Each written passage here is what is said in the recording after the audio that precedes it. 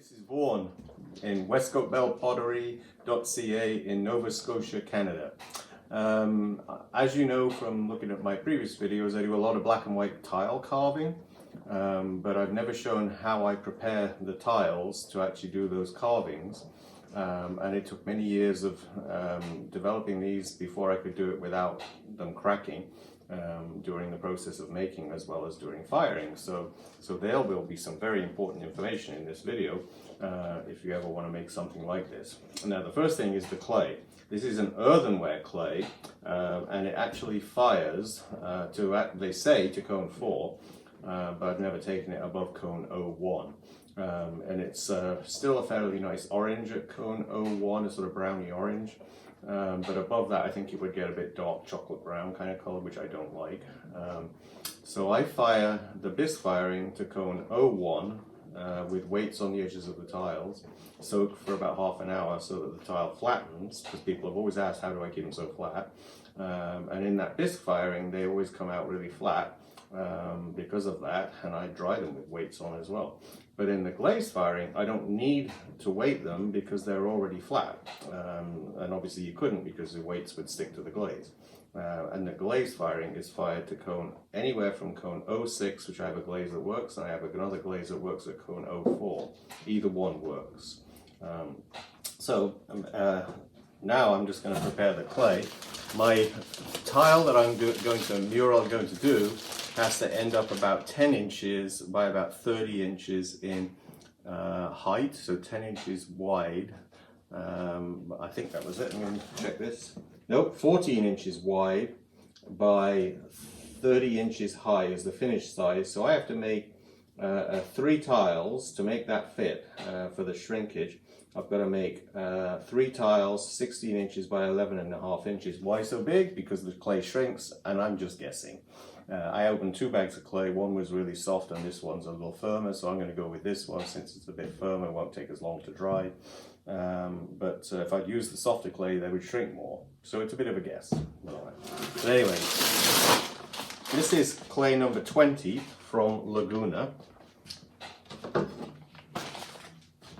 And I just have to take a bit of a guess here about what I'm going to get. So 14 inches wide by 11.5, so that's not too big a piece.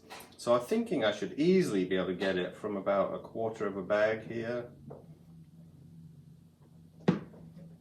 I can get 6 12 by 12 tiles out of one bag, and these tiles are going to be 11.5 by 16, so I need a bit more than that. So I'm going to go with 1/4 for each tile, which is, in my opinion, will be way too big, but we'll see.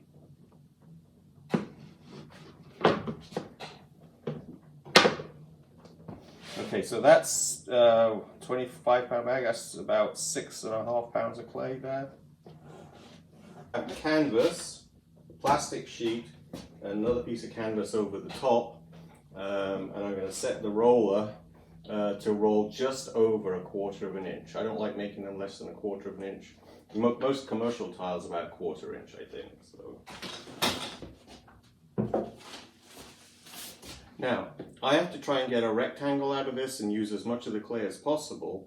So what I do, I think you can just see this on the slab roller, is I have a rubber mallet.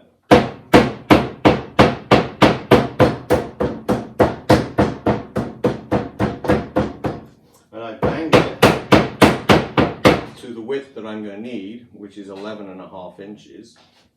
Let's get my tape.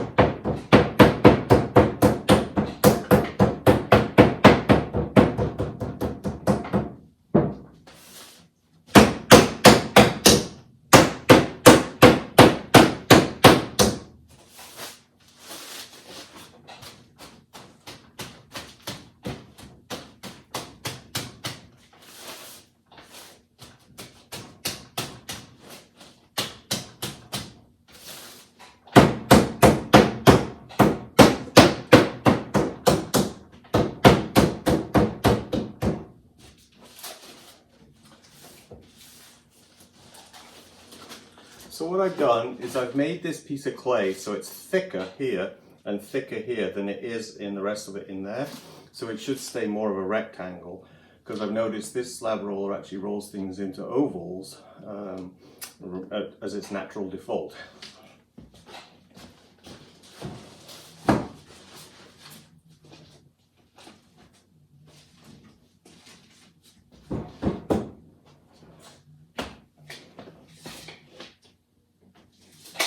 We got 12 inches. Since I have to cut 11 and a half, I went a little bit over just to make sure, but it should actually stretch out sideways a little bit too.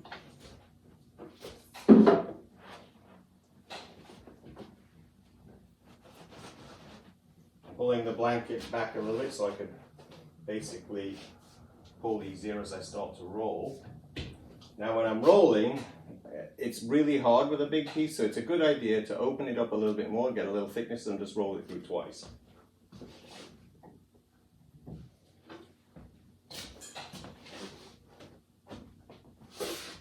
And push the clay as you roll.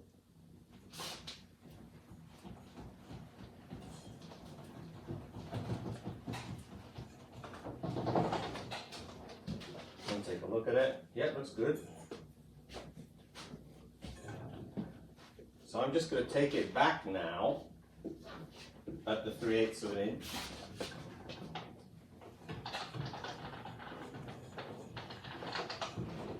Lower it to just over a quarter.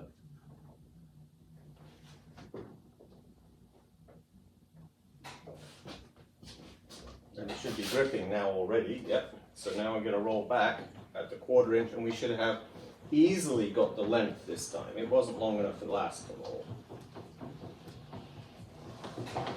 And then take it back again.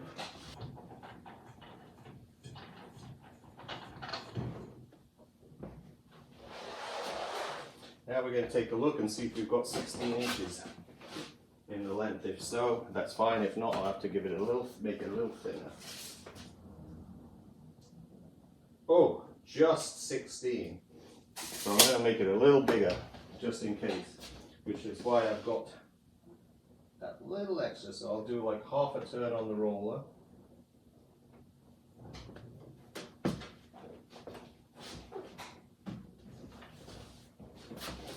It was right on 16 inches, and I want to have a little bit to play with.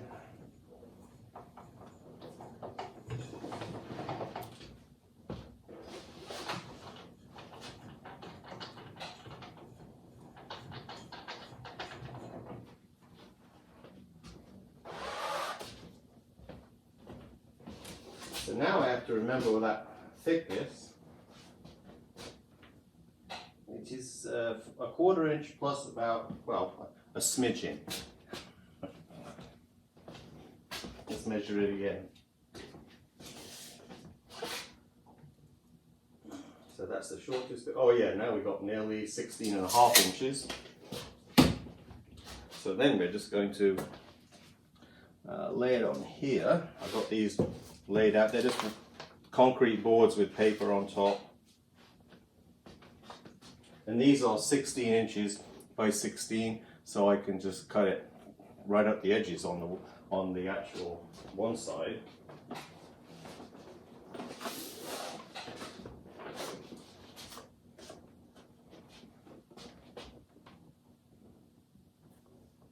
But that's why I wanted a little bit to play with.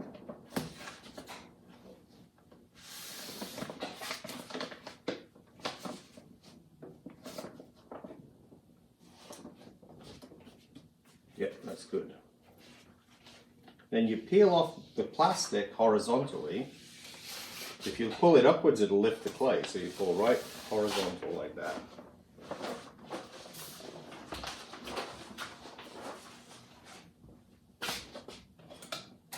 Don't let the clay dry out, so I just cut off the excess straight away. Put that back in the bag. Because we know this is 16 inches. Because that's how big these boards are. So it's the 11.5 I'll be going across this direction. So let's give this, make sure I got it right up to the board.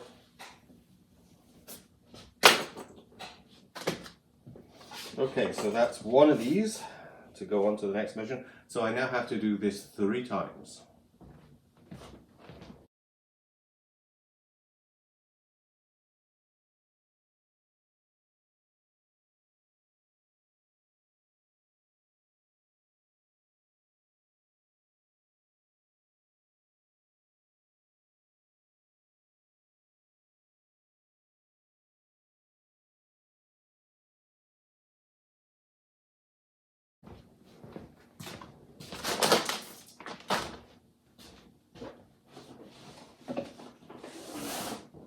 This was the 3rd roll. That's a pretty good rectangle from I've got a little bit on the extra from there, but it always takes me a couple of rolls when I'm doing this to get back to being judging it just right. And this was too big a lump of clay, but I got it what I needed. I just didn't end up with a bit of wedging now.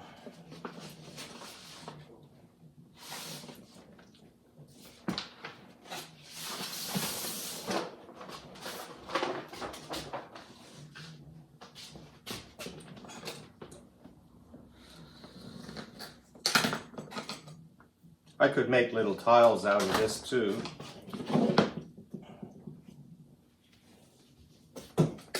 Not enough there though, so it's better for me just to wedge it. So I've got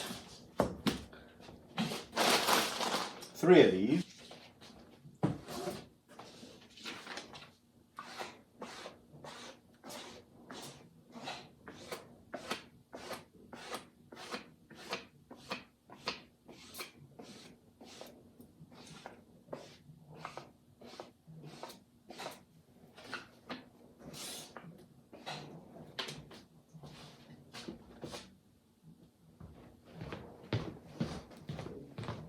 These I found at a garage sale. There used to be light things to go in lights up above, I guess, to just diffuse light. But they were perfect because they're like 13.5 inches square. So when I'm cutting, I use these as a right angle, but I want to make sure it doesn't stick to the actual clay. So I put a piece of paper in there first. So when I put it down, I don't put any pressure on this either. But we know we've got that length correct already. So I just have to get 11.5 inches. So this was the 16-inch width.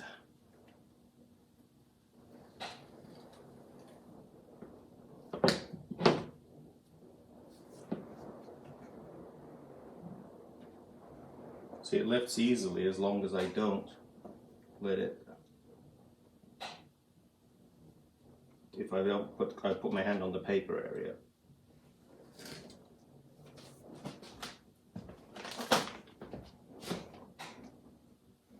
And we want to go 11.5 down here, which is there.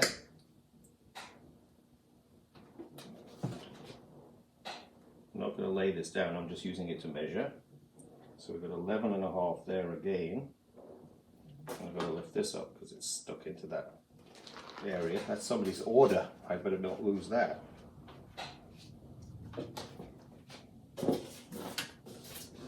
I could just use a ruler at this point.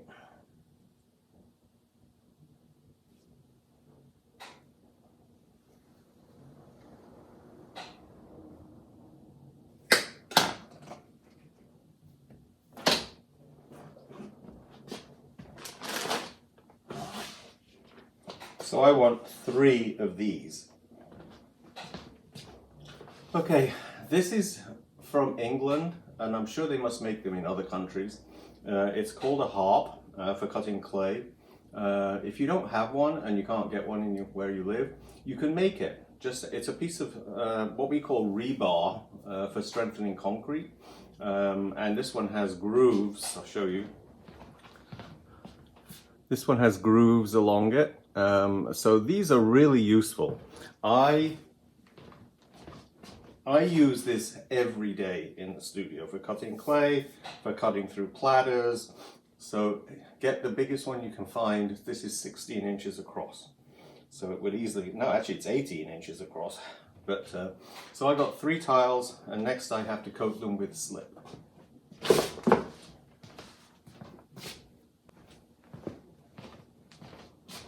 Okay, this slip recipe is Robin Hopper's from his Ceramic Spectrum book. It's 40 ball clay, 20 EPK, 20 silica, 10% potash feldspar, and 10% Frit 3110.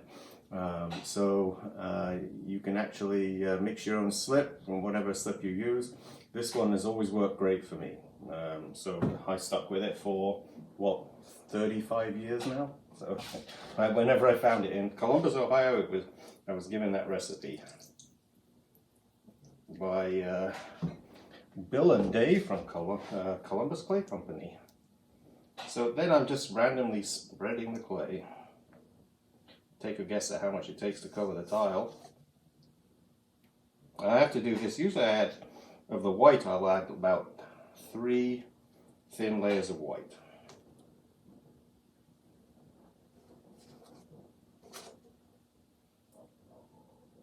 And the brush I'm using is just a Hake brush.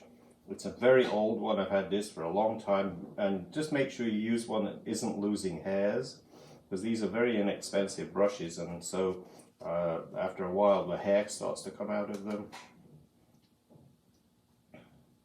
But you're trying to get an even coat. So nice, gentle, gliding strokes where you're barely touching the surface. You could airbrush this on, but I've always brushed it on.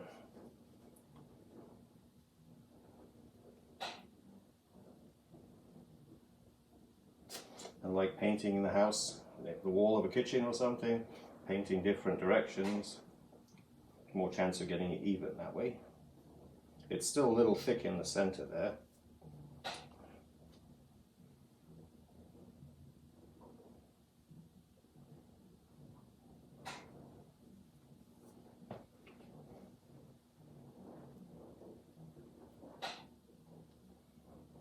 Yeah, it's starting to feel a bit better now. All right. So I have to do that 3 times.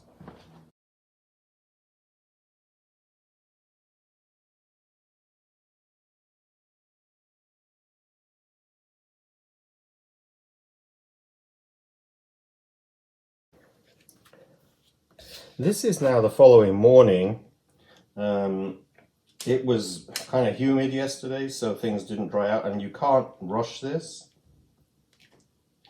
You have to wait until it's completely dry. Well, not completely dry. I mean, we're not talking leather hard here. We're talking firm, so there's no shine in the slip. You have to wait till there's, you feel like it's touch dry, but not leather hard. And then you do another coat. If you wait, rush it a little bit, you will just drag slip up from the underneath layer.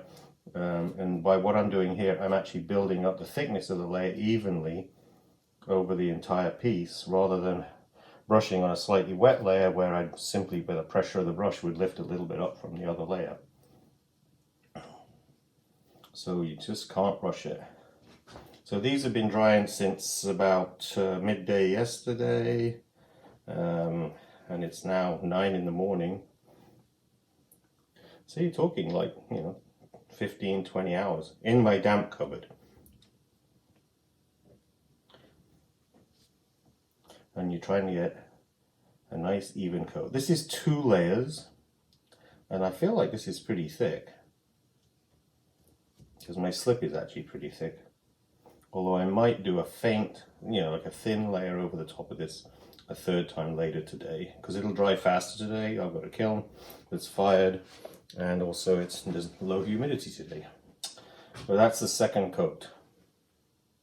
Okay, it is now 1 o'clock. I started these almost this time yesterday, and so I'm actually doing my last and final coating of the white slip.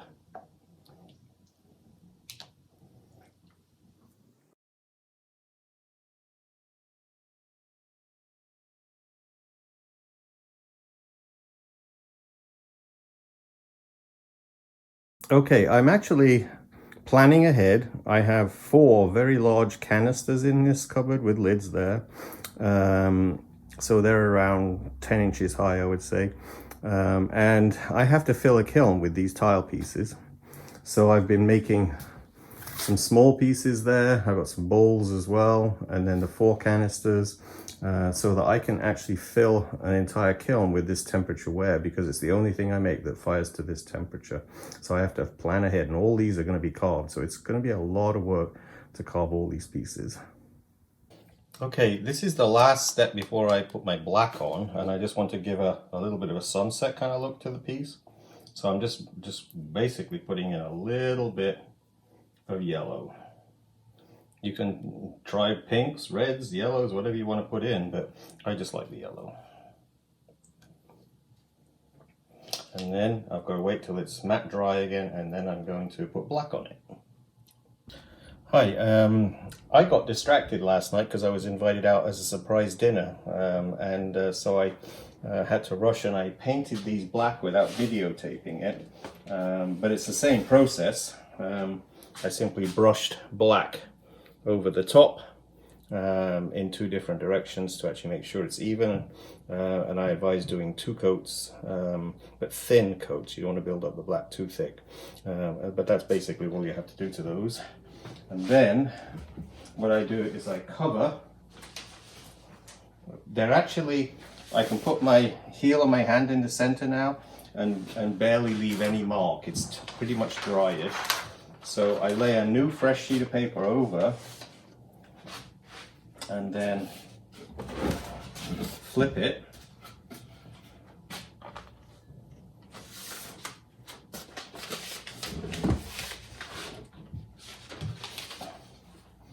So it's flipped upside down. I take off the bat, because sometimes the slip can actually bleed over the edges when you're painting, and it might stick the piece to the actual board, and then they could, you know, resist as they're shrinking and drying.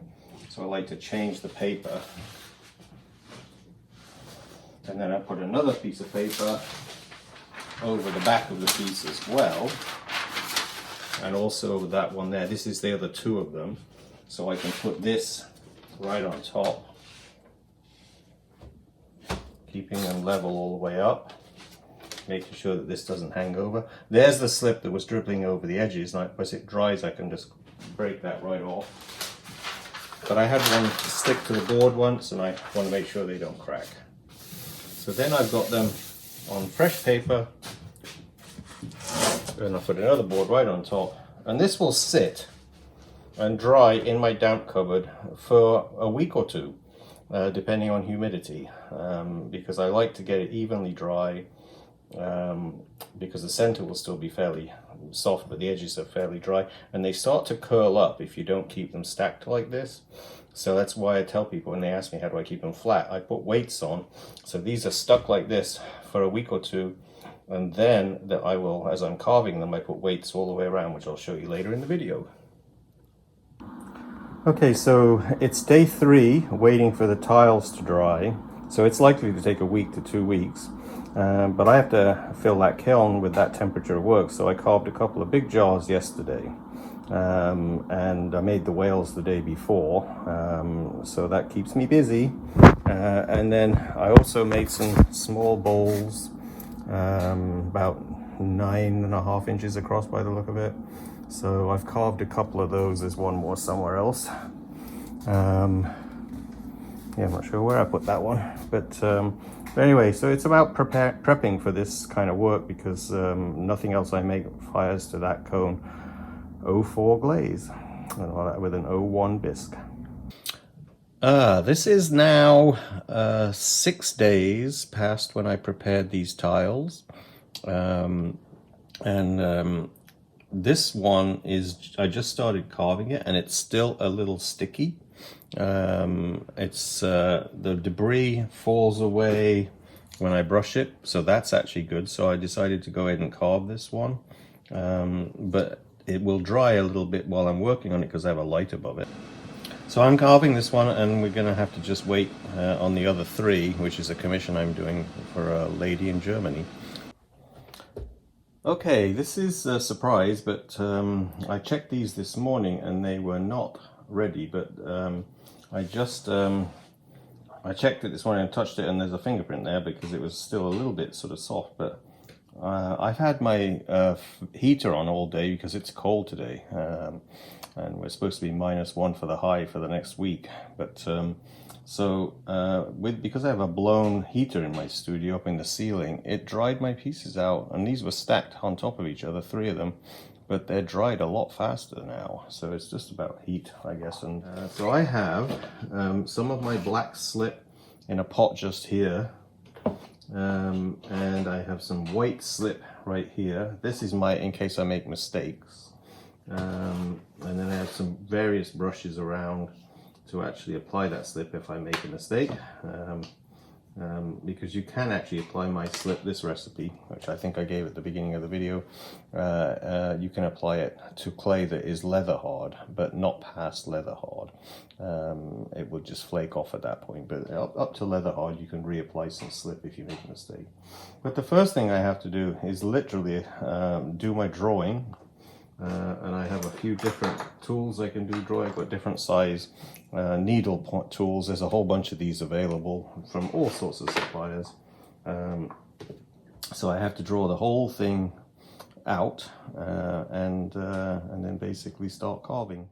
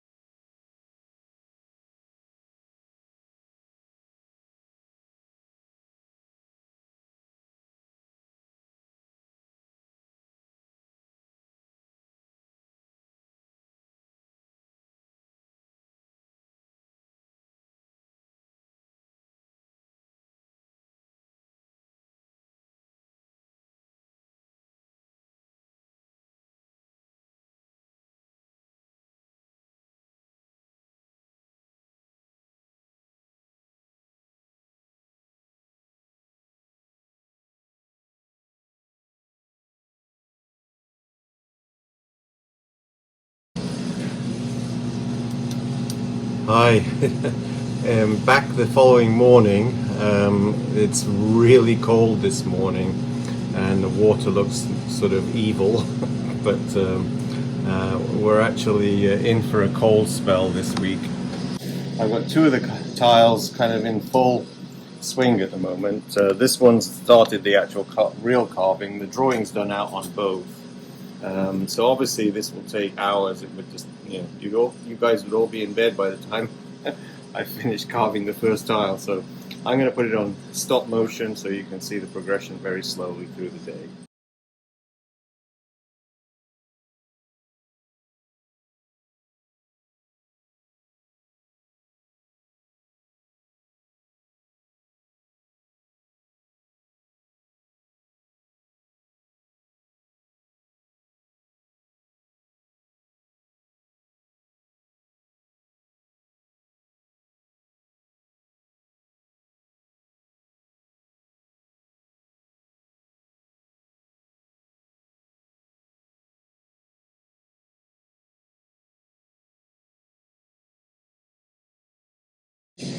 The piece is actually getting pretty dry now, so I'm going to have to start weighting the edges. I usually try pushing down the corners and everything while I'm working on it while it's still a little bit soft. But then once you get that leather hard quality, you can't do that because it will simply crack. So you have to judge that carefully. As long as you can press the corners a little bit, do it. But as soon as that feels like it's getting firm, put some weights on the edges so you don't have to actually press them down anymore.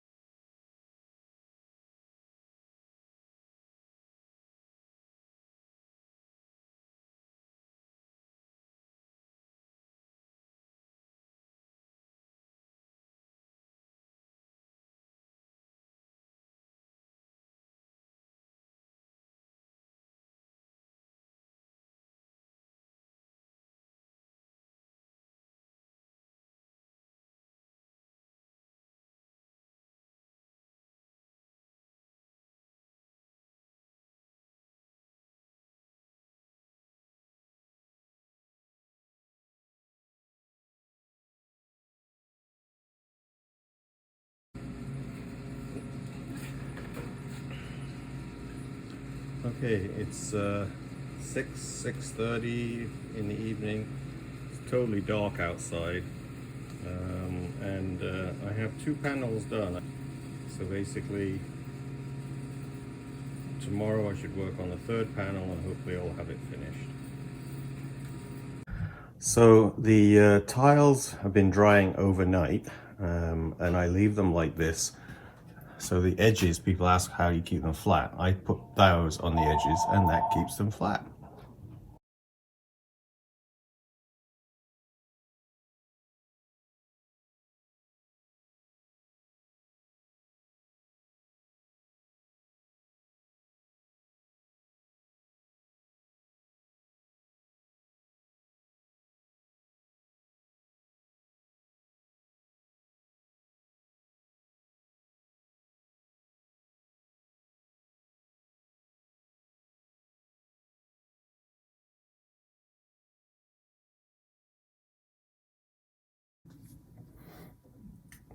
Well, I'm distracted for a moment because a whole bunch of birds just flew in to eat the food I put out. I put it out on my windowsill, but there's about 30 of them out there. You can only see 4. But it's always nice to look out the window.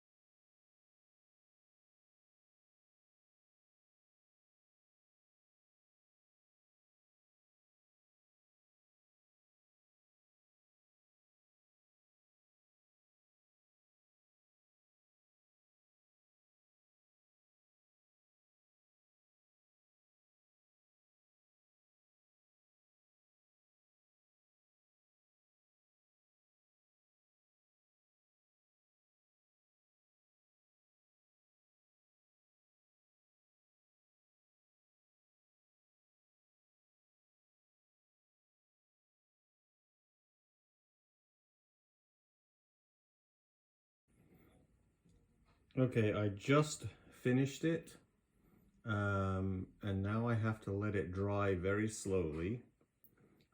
It's actually, what time is it? It's 4 o'clock just about on Sunday afternoon. So this has taken, started Thursday late in the afternoon, Friday, Saturday, and Sunday to actually carve. So this is a lot of work when I do one of these and all that. So this is actually going to be fired, and then I will ship it to Ramona in Germany sometime after Christmas. Okay, this is the spare work that I made to fire the tiles for the commission that's going to Germany, because I have to fill this kiln, and I've got 3 tiles for the order, plus I made 1 or 2 tiles extra, which is, that will take up 5 shelves, but they're only an inch apart. So I had to fill the kiln. So I made all of these to try and fill up this kiln, because it's the only thing I do bisque firing to cone 01 and holding for 30 minutes, and that flattens the tiles. So it's a case of, you know, having to fill the kiln. Okay, the tiles have been drying for 3 days. And it's been very dry atmosphere wise, so it's winter, so now I can remove the weights that I've had on the edges, because that basically stopped them from rising up when they're drying. Even though they're on concrete board, which absorbs moisture from underneath, air evaporates moisture so much faster than the concrete board would. So I have to get the weights off, and then I pull them to the edges. And very carefully, I just take a metal scraper and knock off any slip that's been basically, when I put the slip on, it dribbles over the edge a little bit. And then I take some black underglaze, which has got some of my slip mixed in, 50-50, and just basically run the sponge along the edge to try to get rid of any blemishes. They probably won't show up because the tiles are going to be mounted next to each other, but I want to make sure there's no Nothing that looks like it's a chip or anything like that. So just run a sponge along the edge.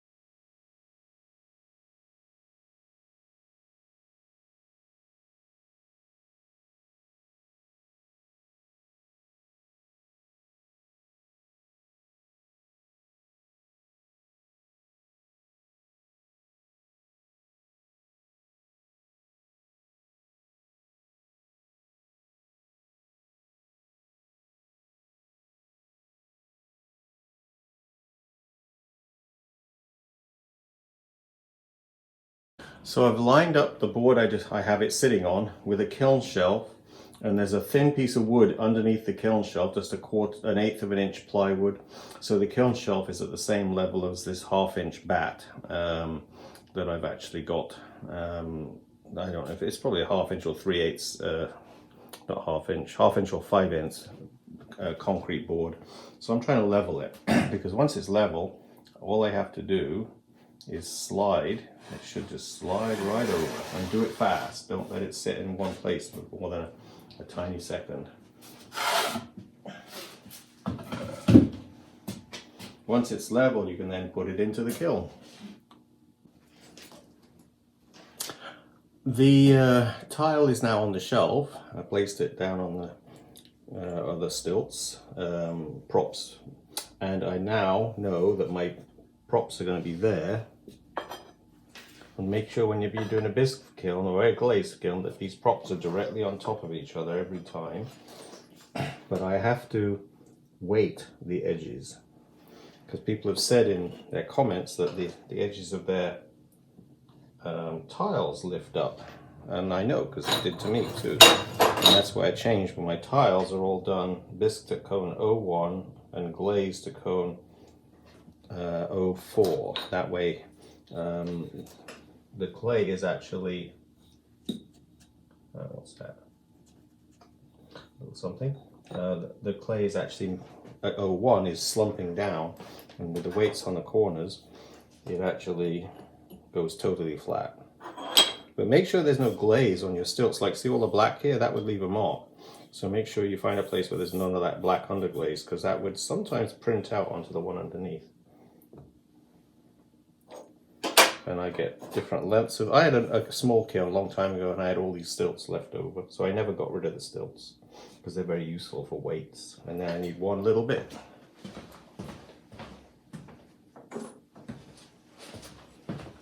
And you can use broken kiln shelf, just the same job.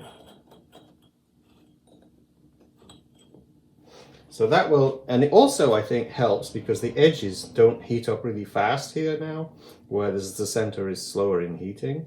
So I think these help in the evenness of the tile heating up in the kiln, although my firing cycle is very slow for tiles.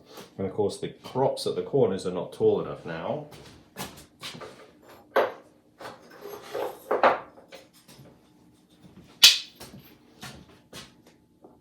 So we'll add another little bit. So these are 2-inch props now.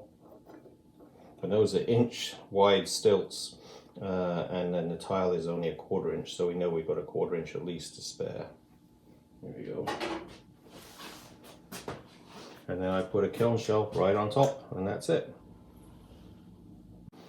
So we're almost at the top of the kiln now. So this is a spare tile that I made just so I could fill the kiln, and I got room for one more. I actually made 2 little bowls to actually do as well, just in case I was short of work, and now I've got 2 bowls too many.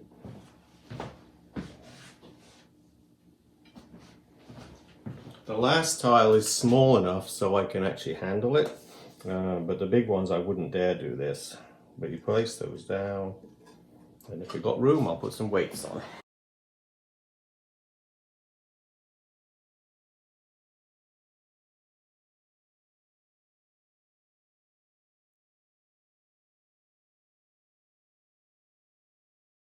So now I'm going to do the firing schedule.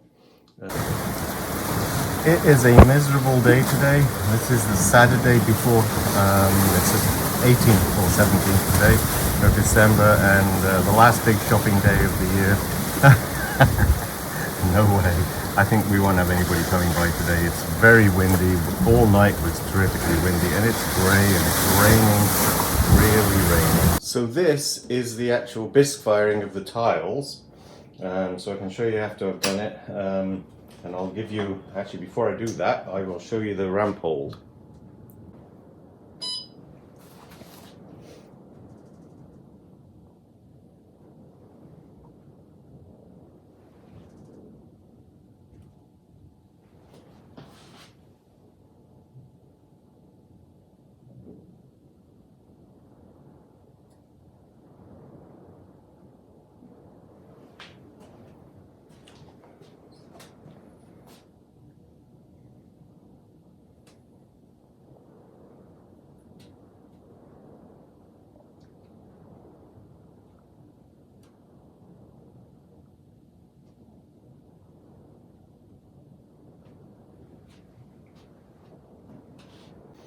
So I keep the weights on throughout the firing, obviously. And when the tiles come out, this one was a little curved up, but not much. But when they come out, as you can see, they are totally flat. I mean, this is a 11-inch by 6 or 7-inch wide tile, and they are absolutely flat. So that's why I bisque to such a high temperature, because it enables the clay. This is the cone 04, I think it's 06 to cone 4, but at cone 01 it starts to bend and go flat if you've got weights on areas, and you know, that way they're flat. But it's a long firing, because you don't want to crack the tiles. Let's hope they aren't cracked. But I won't show you all the way down, but I just wanted to show you, this is how I do it with the... There is a... I hope these look flat, because they're totally flat, but in a camera you never know if it's giving you any kind of strange look to it. But this has a little curve to it in the firing, and I can still feel a little bump there, but it's pretty flat. That's not going to really affect it. But when it dried, there was definitely a little edge that was good, but you can see they are really flat. And this was the side that had a little curve to it right in the middle there. And it's just a little bit still, but it's flat. So that's my secret given away today. Here's the next tile down. This is one part of the mural. And these, I think, are supposed to be 11 by 15, I think it was, something like that. But see, they are totally flat. And that's one of the mural tiles.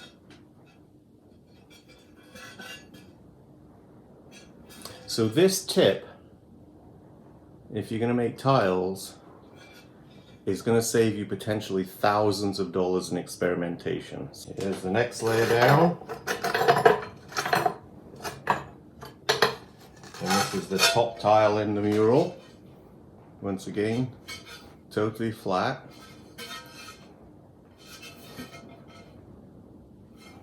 And that's the other tile.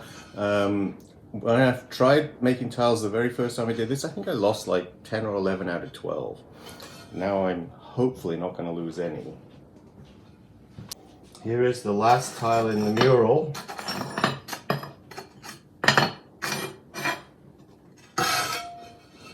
And it's not cracked, and it's totally flat. Ooh, looked funny, but it's just the angle of the camera, I think. There you go. It's hard because I know that cameras distort at the edges when you have a picture. There you go. That's the third part of that mural. So all three of these are still got to go through one more firing, but we still have no cracks so far. And this is the last layer down in the kiln, and I didn't have enough tiles to fill the kiln, so I had to make a bunch of pieces to fill the kiln. So I made a whole bunch of cookie jars with whales on the top. So I got several of these. I'll show these in the pictures at the end, but I filled the kiln up so I could do it fairly quickly with small carved pieces, cookie jars and coffee mugs. So I'll give you some pictures of these at the end. As you can see, it's getting pretty stormy out there. Still very grey, very windy. It's not a day to go outside and do any filming, that's for sure. This is the river port view that I show you quite often. It's getting pretty high tide at the moment. It's very windy, as you can hear probably. The waves are crashing down here on my rock wall, which is only a few feet below me. But anyway, nothing's ever happened in 12 years. Okay, I just glazed all the pieces. I figured everybody kind of knows how to dip a piece of pottery into a glaze bucket. I use tongs to actually glaze them, so I'm just holding them in a pair of tongs and then dipping them in the bucket if they're small, and if they're large like the ones on top, I pour the glaze inside, wish it around, and then pour it out, and then I hold it upside down and dip it in the bucket. So it's just basic, 101 glazing. Okay, I just packed the kiln now for all those tiles and the other earthenware pieces. This firing is going to go to cone 04, so these will not warp at all. So I'm firing the lids on stilts. They won't shrink anymore either, because the first Bisque firing was to cone 01, which is even hotter.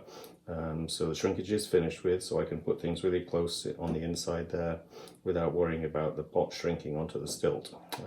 And now it's all about throwing some salt at the kiln, or praying to the gods, and just hoping that everything works out fine. When you've got a major piece in the kiln, it's always a little bit nerving, but anyway, this will be a firing to cone 04, and I usually raise the temperature by 10 degrees and soak for half an hour when I'm doing this type of firing. Okay, it's 2.5 days later and the kiln is cooled down now. I went shopping this morning, and all the way back I was anticipating this opening. So that's the smaller of those, all the tiles in here, and that one looks great. So and here are the lids to the jars that I made. And these all look like they are perfect. See, no warping of the lids because of it's a lower fire. This is cone 04 glaze firing.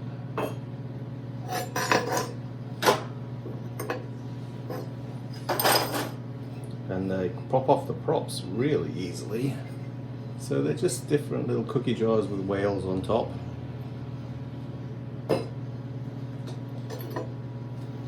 Basically, I don't know how fast these will sell. They're going to be sort of decorative with this kind of fragile handle on the top, but they'll look good and used on occasion, I guess.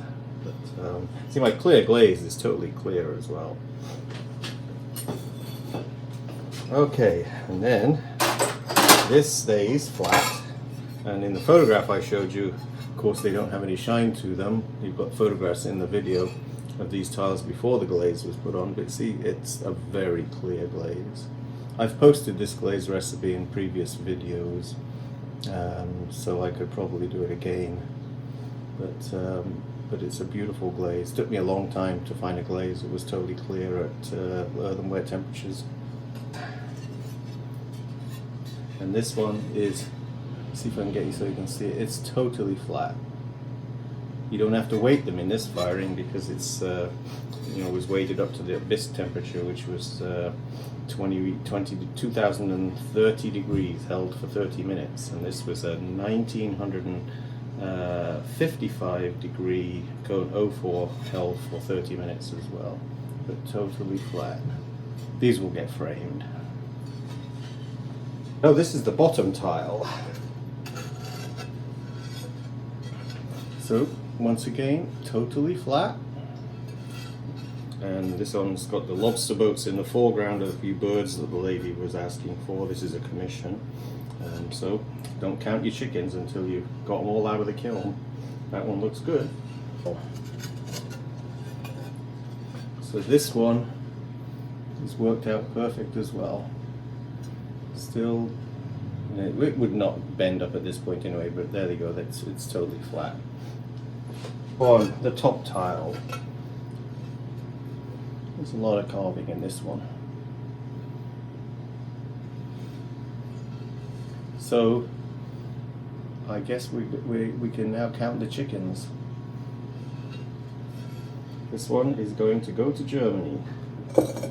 Only when things fall off the stilt, but in this temperature they shouldn't. There you go. Nice. These were just because I had to fill the kiln, so I didn't need any of these canisters, but I had to produce enough work to fill a kiln. This is what I mean, these held on, this one held on, so you don't want them to fall down onto another piece. So you've got to be careful with your stilts. The stilt was still attached.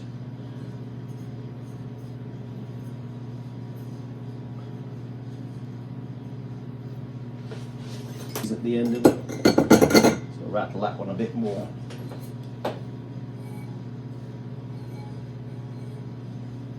These will look good together as a display, especially with the mugs amongst them.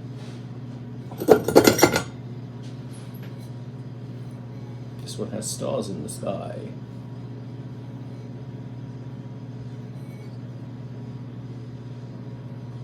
Free Willy jars.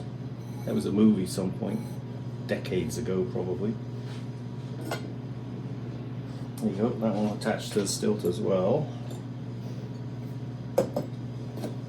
And then I have these, which were quite detail carved and then painted on the top. I don't usually paint the sails on these pieces for the black and white carved mugs because it's a little bit of extra time. You have to paint the sails 3 times to cover up the black, so it's quite a lot of extra work.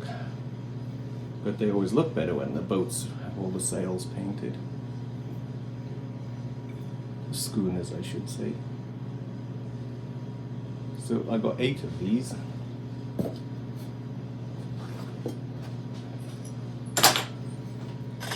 you go.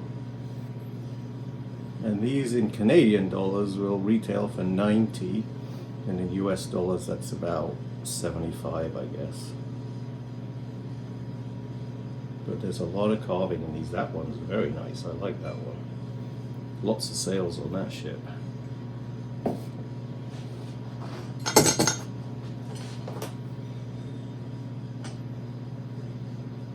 There's only 8 of these, so if anybody wants any, just give me a screenshot straight away.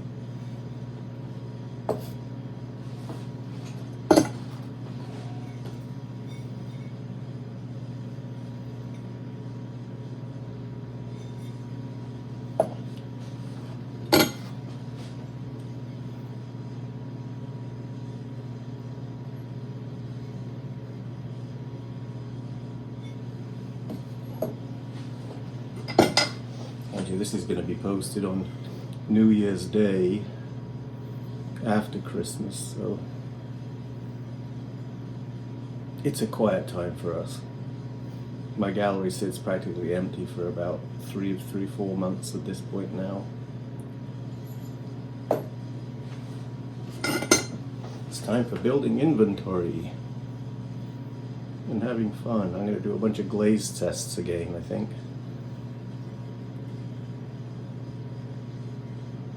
There you go. Screenshot if you want any of those pieces. So, Happy New Year, guys. It's kind of odd for me to think it's 2023. It's only 2022 now, but when you see this, it'll be 2023. All right. So, Happy New Year, and stay safe, and don't get sick, and have a great New Year. Right. Bye.